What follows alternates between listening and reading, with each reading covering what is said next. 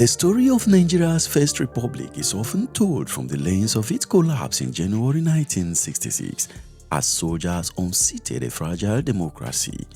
But behind that collapse lay a story of ambition, ideology, betrayal, and bitter rivalry.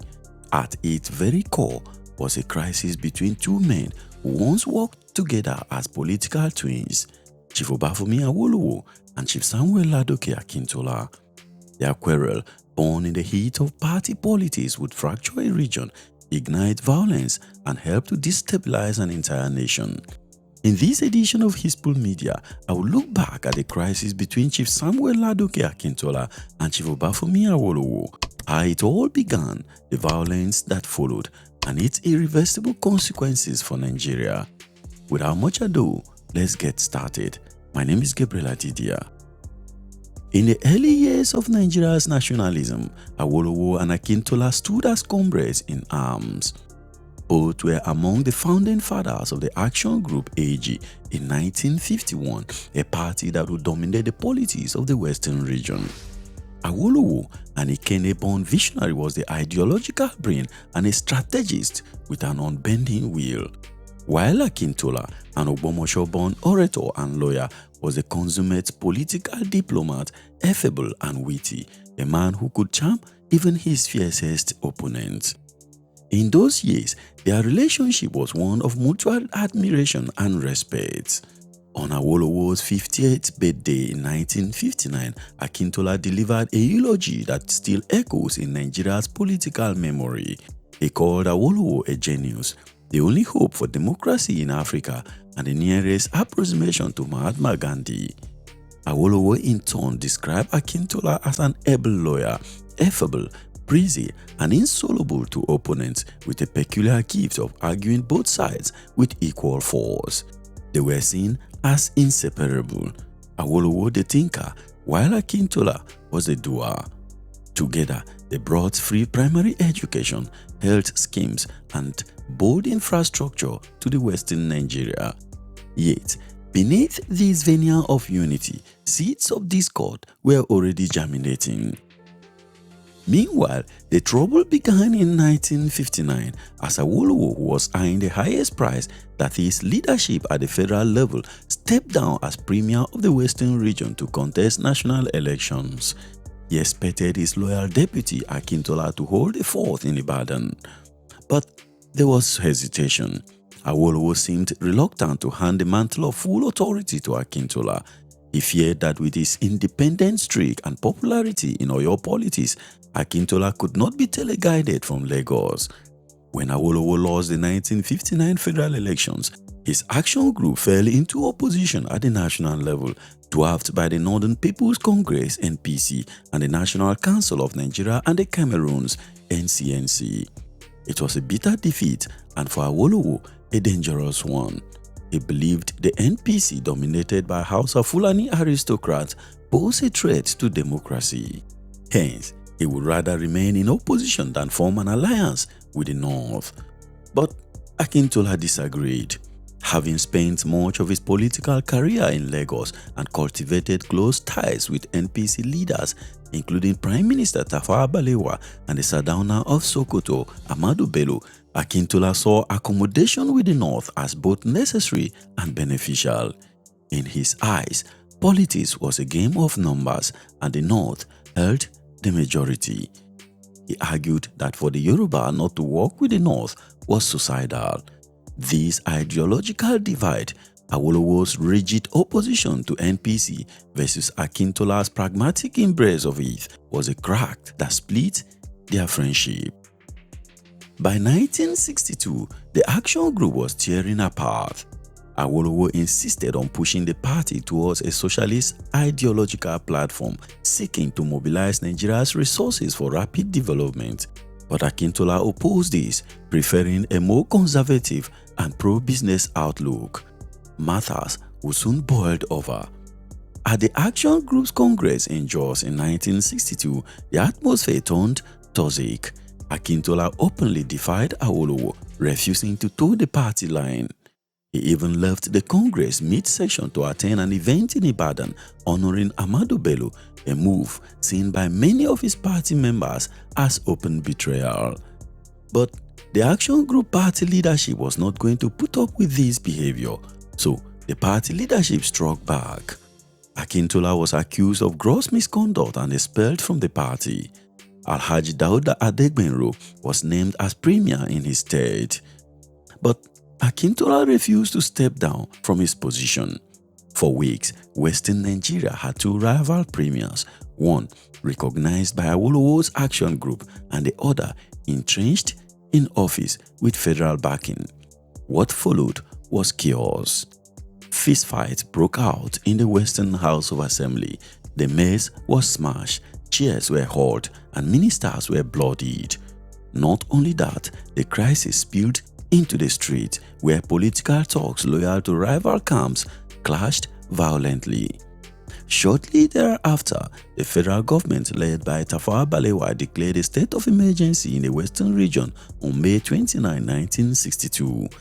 For months, an emergency administration ruled the region until Akintola was reinstated, an outcome Awolowo and his loyalists saw as naked conspiracy between Akintola and the NPC. Shortly after, Awolowo was arrested and convicted for treason on September 11, 1963 after about 8 months' trial. He was accused of plotting to overthrow the government of Tafawa Balewa. His supporters argued the charges were politically motivated, orchestrated to silence him and cement Akintola's grip on the western region. So, whether guilty or not, Awolowo's removal left Akintola as the unrivaled premier of the western Nigeria. However, not without consequences though, as he was labeled the Afonja. But for us to really understand what Afonja means, especially for those who are not Yoruba, let us rewind a little. Well, among the Yoruba, history has long remembered Afonja, the 19th century warlord of Ilorin who allied with northern Fulani forces and unwittingly paved the way for the loss of Yoruba sovereignty in Ilorin. To many, Akintola's alliance with the NPC was a betrayal of similar magnitude to the Afonja. Akintola was branded a 19th century Afonja and a Judas who sold out his people. This view was echoed by the press.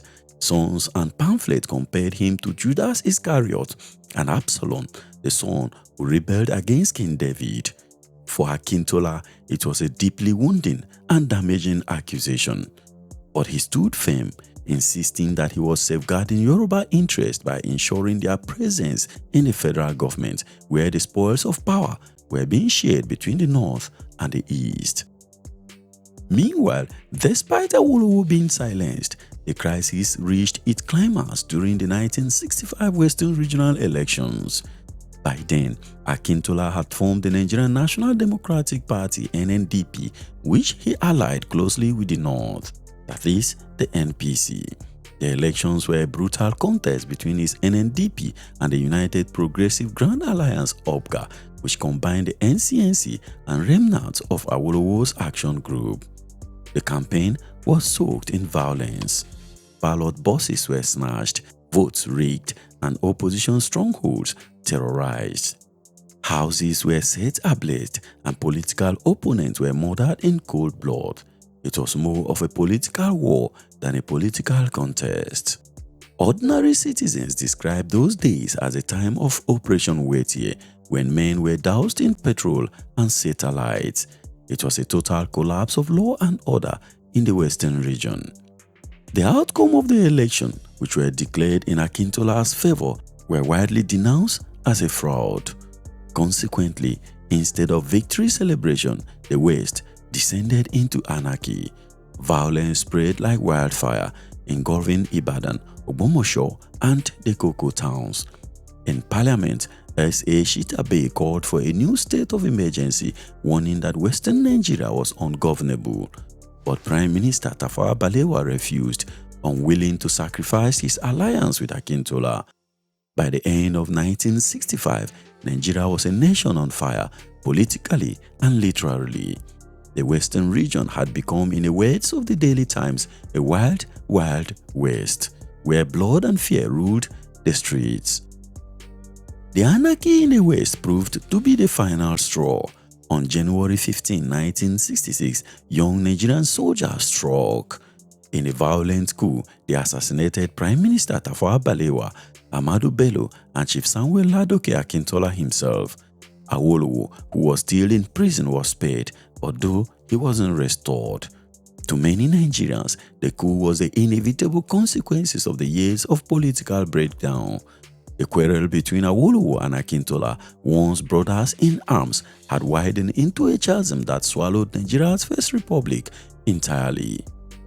According to contemporary opinion in an article on Vanguard, the writer traced the responsibility of the coup of 1966 to the doorsteps of UPGA political talks, who turned the Western region into a theater of war, and the inability of the Tafawa Balewa's government to ensure that the people of the Western region had a government of their choice through a fair and just election. According to the writer, some observers believe, and rightly so, that the description of the 1966 coup as Igbo coup was a misnomer. The 5 majors involved in the coup were believed to have seized the opportunity of a broken political process to carry out their nasty personal animosities against their senior colleagues in the army. They committed murder and should have been charged accordingly after the mutiny had been crushed. But that was not the case, and it led to the breakdown of law and order once again in a violent coup 6 months down the line. That is the July counter-coup.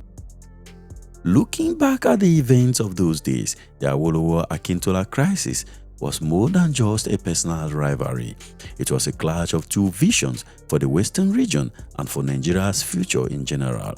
While Awolowo dreamed of a disciplined, socialist-driven Nigeria led by educated elites, free from the feudal hold of the North, Akintola believed in compromise and coalition, in working with the realities of Nigeria's ethnic arithmetic. Yet, their inability to reconcile turned ideals into weapons and politics into war. The Yoruba nation, once united under the Action Group, fractured bitterly, and the wider federation, which was already fragile, could not withstand the tremors. Following the January coup, a counter-coup was planned and executed in July and was followed by pogrom in the north and the Nigerian Civil War that ravaged from 1967 to 1970. Awolowo would return to politics after the war, still revered as a sage of Ikene.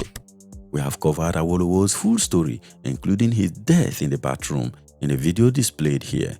Akintola, who was cut down by bullets in his Ibadan home, became a cautionary tale, a man remembered by some as a traitor and by others as a misunderstood realist.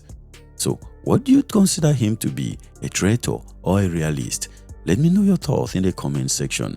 If you have come this far in the video, please hit the like button and subscribe to the channel for more interesting history stories. And I will see you in the next one.